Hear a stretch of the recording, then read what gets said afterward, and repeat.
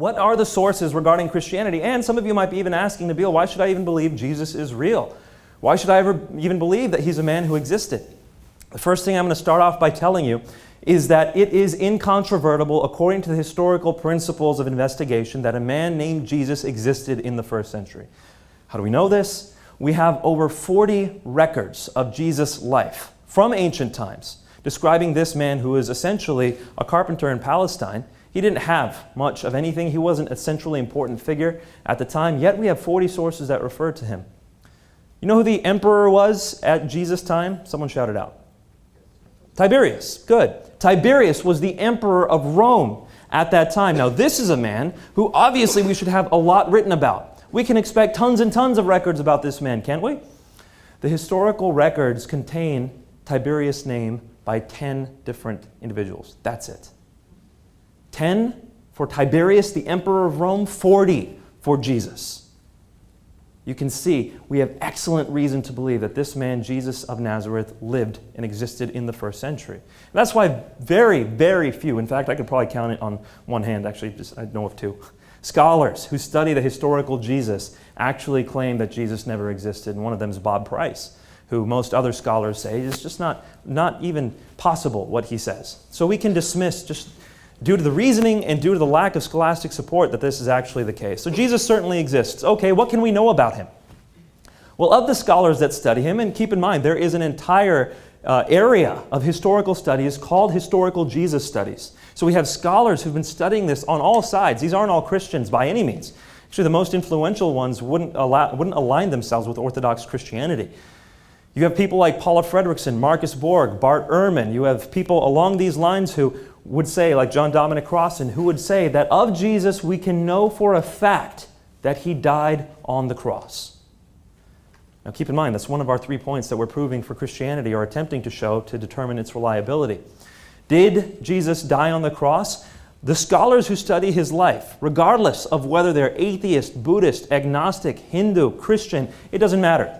They all conclude that Jesus died on the cross. Now, if I left it there, it would be an appeal to authority, and we're trying to be academically rigorous tonight, so I'm not going to do that. I'm going to give you some of their reasons why they believe Jesus died on the cross, but we're going to keep it brief because scholars are unanimous on this issue. By the way, it's not just them. Even Muslim scholars will argue that Jesus did die on the cross. How many of you heard of Reza Aslan's book recently, Zealots, that came out this year? A few of you? Reza Aslan's a scholar who has studied the historical Jesus. And as a Muslim, he says, yes, Islam denies Jesus' death on the cross, and I am a Muslim, but I confirm that Jesus' death on the cross is historically certain. In fact, he builds his whole book off the fact that Jesus died on the cross. So even as a Muslim, he says Jesus died on the cross. So why? Why do they say this? Well, because first off, all the evidence that we have, all the records of Jesus' life which talk about his death indicate that he did die. If they say anything, it says that he did die on the cross under Pontius Pilate, which is why Paula Fredrickson says, if there's anything we can know about Jesus, anything at all, it's this, that he died on the cross under Pontius Pilate. If you go away from Christian records, you go to Jewish records like Josephus, we can also see in the first century that non-Christians are saying Jesus died on the cross. We go to Gentile scholars, they are also agreeing that Jesus died on the cross.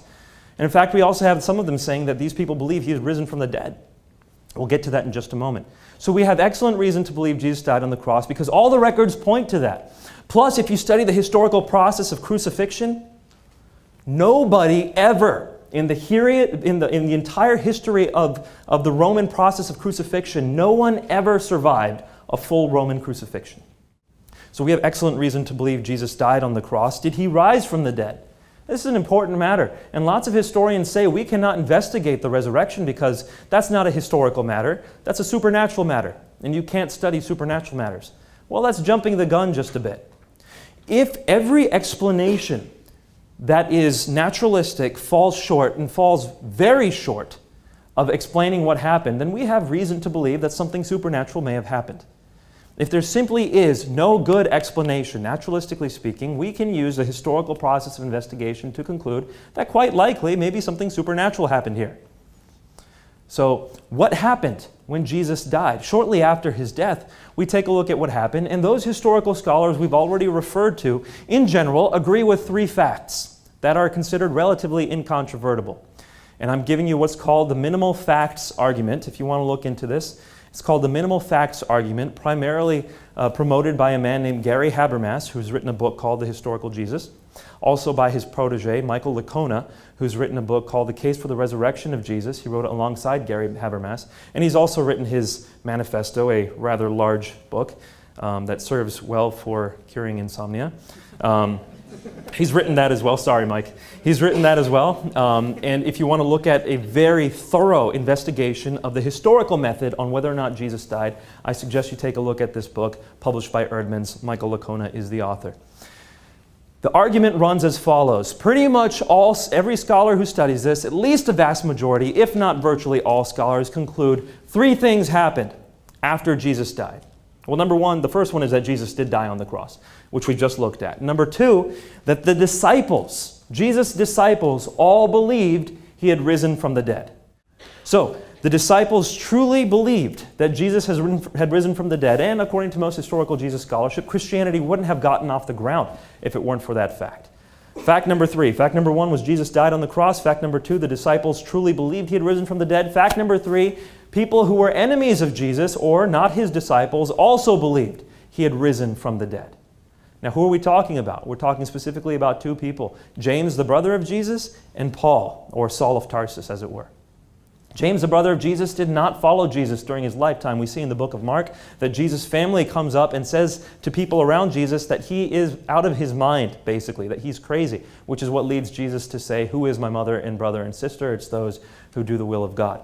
So Jesus' family is not on his side. It wasn't until after the resurrection, or supposedly the resurrection, when all of a sudden the disciple James the brother of Jesus, James, becomes a leader of the Christian church. And also Saul of Tarsus. Who is this Saul guy? Saul was the student of Gamaliel, one of the chief leaders of the Jews in the time. This man was primed and groomed to be a leader of Jews, a leader of Pharisees. He was going to have all kinds of power in the temple. He already had all kinds of power because he was able to deliver people to prison. He was given special permission to hunt Christians down. Yet this man was willing to go to his death over and over and over again for something. For what? He claims it was because he has seen the risen Jesus. The earliest records of Jesus' resurrection say that 500 people saw him risen at the same time.